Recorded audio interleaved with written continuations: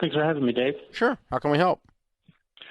I have inherited about $2.5 million in stock after my father passed away earlier this year. Wow. And yeah, I'm sorry. and thank you. It was a big shock, but I've gotten with a financial planner and stuff like that, and basically, I guess to align it with their investment objectives, we're looking at, because it was stock that was from my mother that was in the trust that was to him and stuff like that, that there's some capital gains, but it's like 200,000 worth of capital gains if I'm, to go with these guys I've been talking with. But if I keep it at the bank that it's been invested, nothing's been pulled out, so I don't have any taxes to pay on it. But I'm just kind of torn of like, should I keep it where it is? Should I put it somewhere else with another investor, somebody watching money a little better, something like that?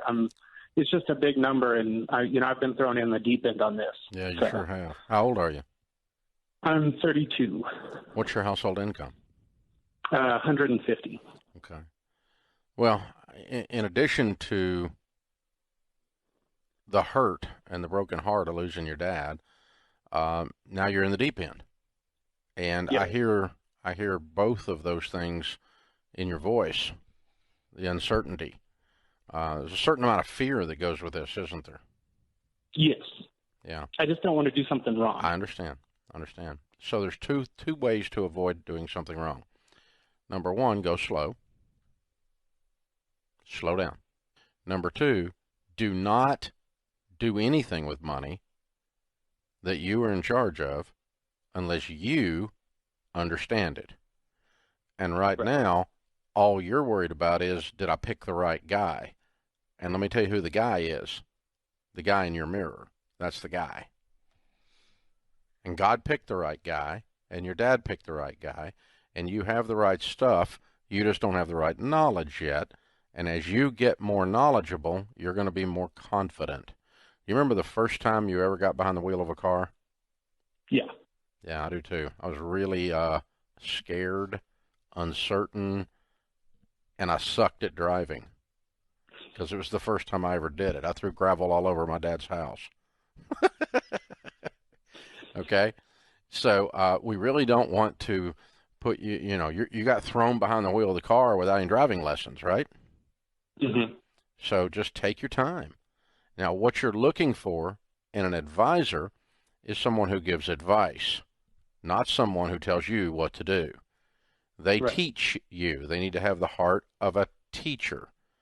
And so then once you understand that, you can say, well, I think it's probably worth the $200,000 capital gain to get out of single stocks, which are higher risk, and get over into some mutual funds where my risk is spread around a little bit. And you can say that with confidence. If that's what they're looking at, I kind of think that's probably good advice because they're worried that that single stock represents a lot of risk to you. The single stock is much more risky than being in a mutual fund with 90 to 200 stocks, where if one or two stocks go up or down, it doesn't destroy you, right? And that's why I don't have any single stocks. I only have mutual funds, because by spreading it around, financial people call that diversity, you get safer because you don't have all your eggs in one basket. Right now, you got one basket, and all the eggs are in that. Right. So I kind of think they're leading you the right way. What I don't like is that they haven't taught you, because I still hear the uncertainty in your voice. You're not sure. You don't feel it yet. You don't feel peace about it.